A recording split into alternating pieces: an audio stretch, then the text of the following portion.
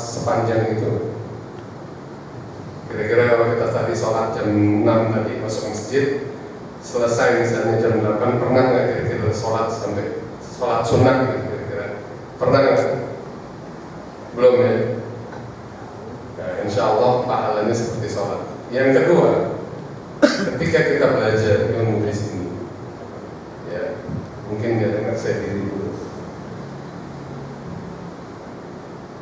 Ya, yang kedua, ketika kita belajar di dalam hadis yang lain, Nabi ceritakan bahwa ketika kita belajar di masjid ini, ketika kita menuntut ilmu, maka para malaikat Allah menyaksikan dan mendoakan kita itu bertumpuk-tumpuk sampai arsy-Nya Allah, sampai arsy-Nya Allah, yang mana arsy-Nya Allah sangat jauh.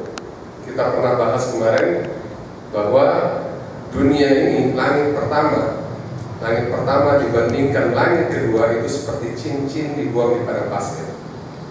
Jadi besar sekali antara langit pertama dan langit kedua. Manusia sampai sekarang belum habis membahas langit pertama sampai sekarang. Yang kita tahu, kita pernah kirim satelit untuk mempelajari tentang seluruh galaksi kita, ini namanya Hubble namanya. Itu sampai sekarang nggak pernah lepas, baru sampai di langit pertama.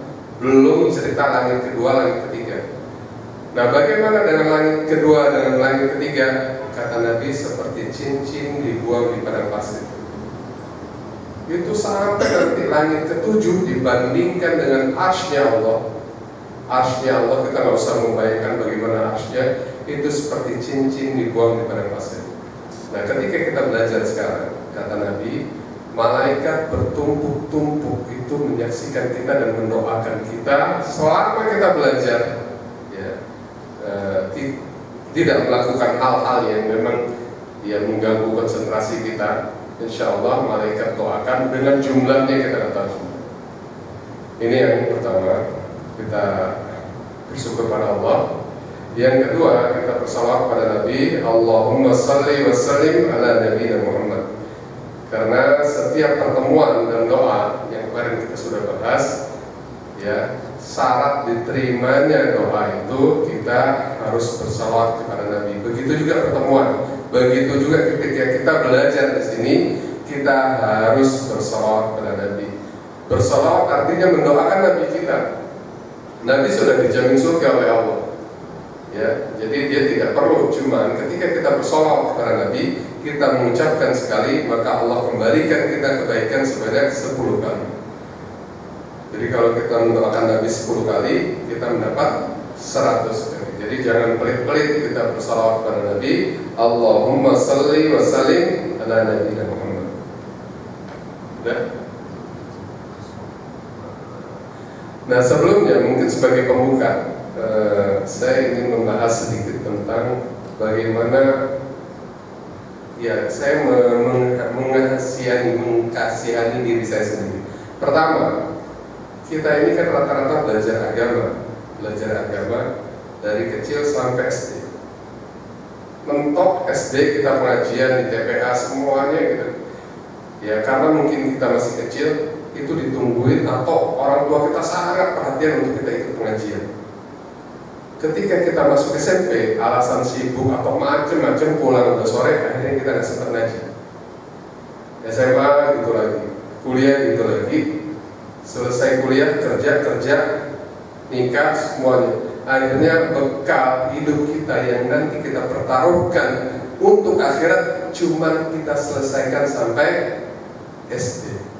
Ini kan sangat membahayakan sekali hidup kita. Ditambah lagi kita sekarang mengharapkan surga dengan bekal kita untuk SD. Banyak kekurangannya. Pertama, kita nggak tahu guru kita benar atau enggak. Yang kedua, kita serius atau enggak. Yang ketiga, faktor U-nya, faktor umur nih, yang kita ingat dulu masih ingat atau enggak itu udah lupa lagi. Doa-doa yang dulu kita hafal masih kecil sekarang udah hafal lagi. Ini faktor U-nya udah parah banget. Nah, alhamdulillah sekarang di Jakarta terutama marak lagi pengajian-pengajian, terutama orang-orang yang sudah kerja, yang sadar bahwa dunia ini ya kita sampai selesai begini aja, kita harus betul-betul belajar. Yang saya akan bahas pertama adalah ternyata yang kita dapatkan dari guru-guru itu, termasuk saya dulu, kita ngaji dulu di madrasah-madrasah itu, sayangnya guru-guru kita itu tidak punya pemahaman yang betul-betul konkret tentang agama kita.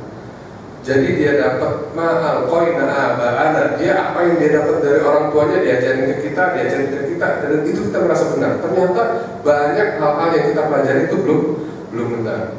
Ketika kita paham tentang hadis, kok beda yang kita pelajari dari guru kita, kok beda. Nah sekarang yang banyak kita mungkin dalam 10 atau 20 tahun terakhir ini banyak terjadi perasaan dulu kita belajar nggak gini.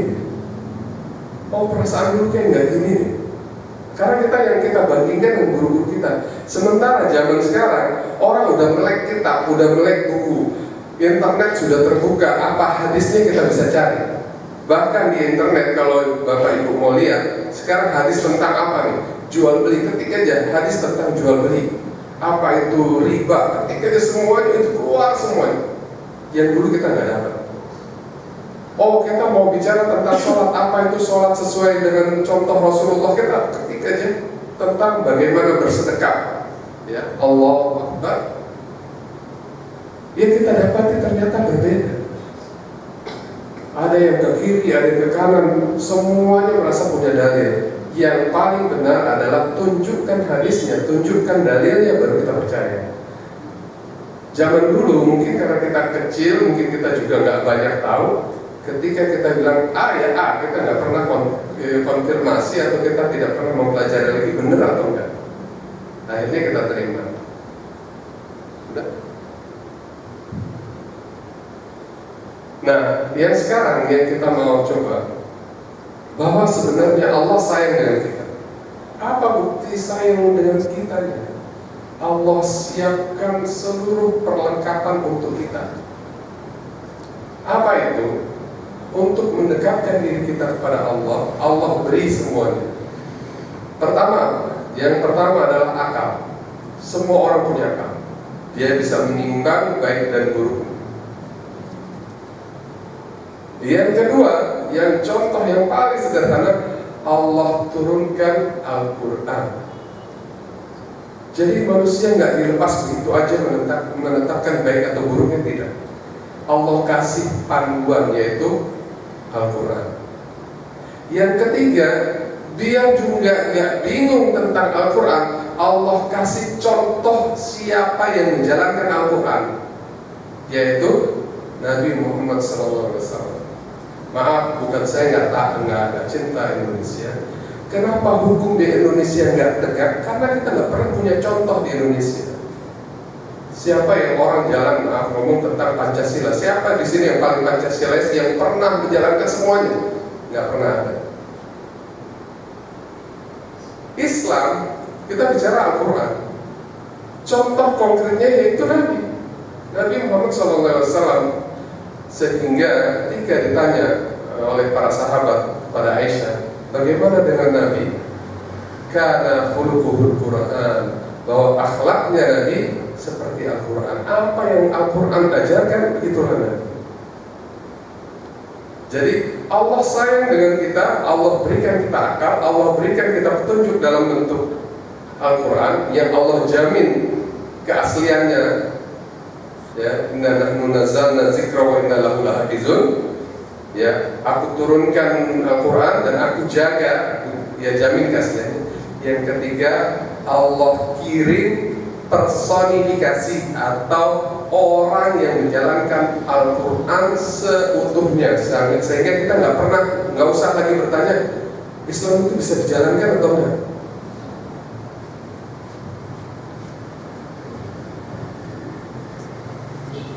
Ya, kita nggak perlu lagi bertanya bagaimana Islam itu udah utuh pernah dijalankan oleh Rasulullah. Saya kilas balik dulu. Bagaimana Rasulullah mencapai masa kejayaan Islam? Ya, ketika kita hitung dari ketika Nabi hijrah. Ya, Nabi 13 tahun di Mekah, hijrah 10 tahun. Hanya butuh 10 tahun Nabi mengajarkan kepada para sahabat bagaimana merubah kebiasaan bangsa Arab yang dulu sangat-sangat jahiliyah.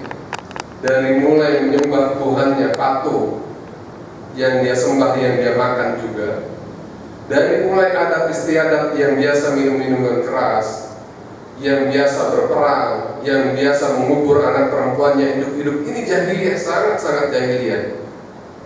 Nabi hanya butuh 10 tahun merubah kebiasaan bangsa Arab. Dan ini dilanjutkan oleh para sahabat. Sahabat generasi Abu Bakar 2 tahun, Umar berapa tahun? Sorry, masuk Islam udah berapa lama? Umar berapa tahun? Waduh, nanti dilihat lagi KTP-nya berapa kali ganti, Islamnya baru ditempel atau enggak. Umar 12 tahun. Ya. Pada masa Umar semuanya Arab, semuanya sudah Islam. Utsman membenahi. Habis itu Ali. Nah, sekarang saya mau cerita tentang bagaimana kejayaannya Islam. Tahu Abdullah bin Abbas? Abdullah bin Abbas, sepupu Nabi. Sepupu Nabi, bapaknya Abbas bin Abdul Muthalib.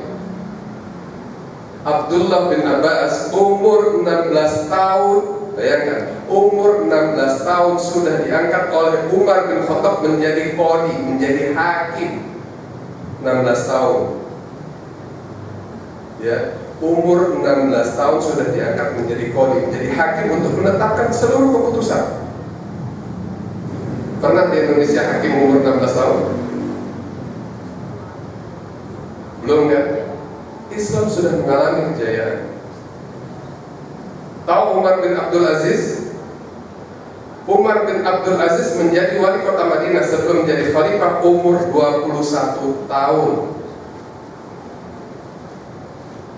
Ya, 2 tahun menjadi khalifah, 2 tahun menjadi gubernur Madinah, akhirnya menjadi khalifah. Berapa tahun? Setelah usianya 23 tahun. Khalifah Umar bin Abdul Aziz yang terkenal, yang kita kenal selama ini, itu usianya 23 tahun. Ya. Nah, maksud saya mau kembali bahwa ternyata Islam ini datang dengan konsep yang benar-benar bagus. Fotokopiannya cukup nggak yang buat ke depan? Nggak bisa.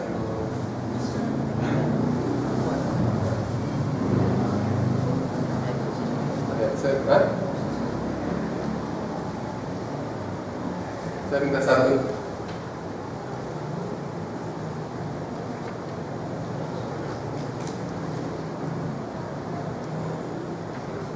Ya, ini saya coba bahas dari sisi yang tadi sebagai pengantar dulu kita sebelum sholat isya, bahwa salah satu bentuk sayangnya Allah dengan kita setelah Allah berikan kita akal, Allah berikan kita Al-Quran, Allah berikan contoh, Allah juga sayang dengan kita, melipat gandakan pahala dibandingkan dengan dosa.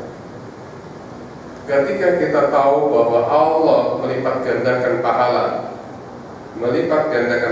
berarti Allah sayang. Bayangkan, kalau seandainya pahala dengan dosa hitungannya sama, kira-kira bisa ketebus gak kita? Jangan bakalan kita ketemu. Sholat kita dihitung 1 misalnya, dosa dihitung 1, banyakkan dosanya nanti. Akan banyakkan dosanya. Kita sholat 1 di rumah, kita ke masjid 27 derajat tingginya, Allah lipatkan lagi 27 derajat. Kemarin kita sempat bahas lagi perbandingan 1 derajat ke derajat yang lain berapa? 400 tahun perjalanan. Jadi bukan kecil Bapak Ibu, sholat di masjid ini bukan kecil. 27 derajat itu per derajatnya dari 1 ke 2, 2 ke 3, 3 ke 4, masing-masing 400 tahun perjalanan. Ibu-ibu besok ada bapak-bapak, ibu-ibu anaknya, ya, Yang laki-laki suruh sholat ke masjid. Kenapa? 27 derajat itu bukan main-main. Allah siapkan lagi melipat gandakan pahala. Kita bisa tahu waktunya, kita bisa tahu tempatnya, kita tahu amalannya. Nah, ini yang kita akan bahas, bahwa banyak amalan-amalan yang ternyata Allah siapkan untuk kita supaya bukti bahwa Allah itu sayang dengan kita. Ya mungkin ini satu pengantar, kita akan sholat isya dulu. Ya terima kasih. Subhanallah wa bihamdika asyhadu an la ilaha illa anta astaghfiruka wa atubu ilaik. Assalamualaikum warahmatullahi wabarakatuh.